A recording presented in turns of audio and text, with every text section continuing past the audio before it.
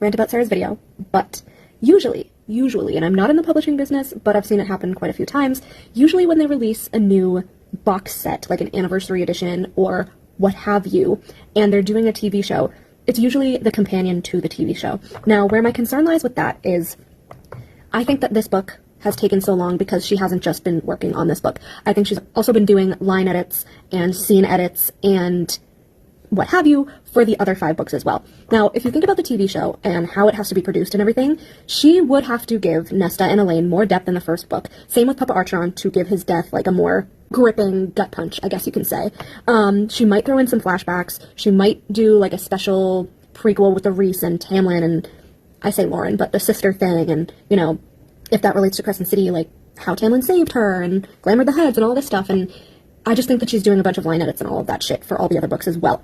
Now, in terms of ACOTAR 6, now all we got from that video was that it was going to be a long book, emphasis on long. So if you saw my previous reel that I just posted with all the little clues and the arrows and everything, there are flowers in the background, there are flowers on the teacup that she's holding, and she's wearing a ring, kind of like mine, that is very similar also to Feyre's wedding ring, which, as we know, was Rhysand's mother's ring, which, as we also know, has the 6-pointed necromancy star in it, and the opaqueness and a twinkle like a starfall soul is inside. Is that going to relate to Crescent City, to Lauren? Perhaps. But that would also be a nod to, that would tell us that Tamlin will be heavily featured in this book. Now, because of the fact that she said it's going to be very long, I think, which I've said on the podcast a few times, it could be an Aleutian/Tamlin book, both. I wish Tamlin would get his own book, but I don't have super high hopes of that happening. So if it's an Aleutian-Tamlin book, we're going to get, you know, all of Elaine's shit, all of Lucian's shit, their slow burn, trying to help Spring, Tamlin's healing, and if we don't get a special bonus chapter or anything, the flashbacks of what happened with the sister. Now, I also think that, as you guys know, that Briar is Tamlin's mate. I think that's going to come into play in this book as well, which will aid in his healing, so he will be okay to help them fight Koshi, which is going to be the other whole arc throughout the next few books, as we know. As for Lucian, I think Elaine's visions are going to lead her to Spring. As I said, they're going to try to help Tamlin heal, help the court heal, hence her slow burn with Lucian. And then at the end of this book, all the crazy Koshi shit will start happening. Now, what I haven't seen anybody bring up is that not just that Barnes & Noble is having their special 10-year anniversary edition of all the books, which hopefully it would include ACOTAR 6, but who knows, which is coming out on April 29th, but that there is also an official ACOTAR cookbook companion coming out on April 1st called A Feast of Thorns and Roses, which was up for pre-order last year, but now it's on Amazon, Simon & Schuster, anywhere you can Google it. I'll put a picture of it below. And that, to me, when I saw that last year and I pre-ordered it, just screamed Aleutian/Tamlin giant book, because who has been practicing their cooking? Elaine.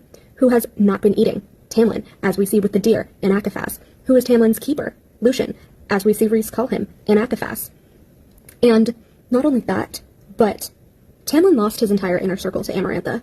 He needs more friends. He needs another inner circle. Feyre has her own inner circle with the actual IC. Nesta has her own inner circle with the Valkyries. Elaine needs her own inner circle, and Elaine is very flowery, you know. She would enjoy the Spring Court. I think Lucian, Brylan, and Jessa are going to be Elaine's own little inner circle. Perhaps Eris when he becomes High Lord. We'll see. But I know that the Barnes & Noble editions are like Night Court colors, and they're black, and they're silver, and all of that, but you also have to remember that during this entire year, all of Sarah J. Maas's stories have been Spring Court themed. She posted about the first day of spring, she posted Spring Court TikToks, Bloomsbury had a Spring Court themed employee retreat, so it all leads to this, but I'm still hoping for a double drop with Moore's novella because that's way past due. Okay, so I'm about to go to bed, but I had to say this beforehand because it just clicked in my head. The new ACOTAR box set comes out on April 29th. Sarah J. Maas, like me, is a huge fucking Swiftie. Swifties, the Midnight's album is the most ACOTAR-coded album in Taylor Swift's discography. And what is one of the lyrics to one of the songs that is Phelan-coded? Do you really want to know where I was April 29th? Bitch! At Barnes & Noble, getting the new box set with the new ACOTAR book. Duh! Because it's gonna be a Lucian Tamlin Spring Court book. Okay. One more video of clowning before I actually go to sleep, because I have to be back at work in like 5 hours. But I'm talking to Eka and Olivia on our group chat, and we're like, okay, there's white hydrangeas in the background, and of course we go down the rabbit hole, and we're like, what do white hydrangeas mean, and all this stuff. But it turns out that Hydrangea Day is January 5th. January 5th. Sarah J. Maas did say soon. It's a little too soon to tell you guys. Is she gonna tell us on Hydrangea Day? Because she also said, oh, I spilled the tea, literally, with the hydrangeas in the background. Hello. Hello. And May 5th is the ACOTAR 10th anniversary. I would love for ACOTAR 6 to be in the new box set. I don't see why it wouldn't be in the new box set, but I guess we'll see. But also, there's all this hydrangea language, like, there's hydrangeas seen in the first spring court scene in the ACOTAR book, and then there is a portrait of Elaine and Papa Archeron with pink and blue hydrangeas that Feyre paints, and those are the only 2 times hydrangeas are referenced. Illusion and Tamlin book in the spring court! White hydrangeas mean purity, innocence, vanity. Blue hydrangeas mean apology, gratitude, and pink hydrangeas mean, like, romance. Hello, Tamlin, Illusion, Elaine. And also, I think it was a white hydrangea that Elaine placed on Papa Archeron's chest before Feyre, like, burned him to ash on the wind, because vanity was so important to him. White ones are also used for baby showers. Is Feyre pregnant again? Is that why Reese is unhinged again? Okay, I should be asleep, but I'm totally clowning. And remember when I did that whole reel about the picture that she posted where someone's holding up a 4 and someone's holding up a 2? And at the time, I was guessing that it was, like, August or whatever it was. But I'm sitting here, and I'm like, how does that relate to now? And I've been saying on my reels that I want her to do a double drop of the next book with Moore's novella, because it's past due, it's an ACOFAS .2 novella, and I want a double drop. So I'm lying here, and I'm just like, okay, so if she does the announcement, like I think, on Hydrangea Day, which is January 5th, go check my last reel, and the anniversary, the 10th anniversary, is May 5th, that's 4 months between January 5th and May 5th, right? 4 months for a double drop.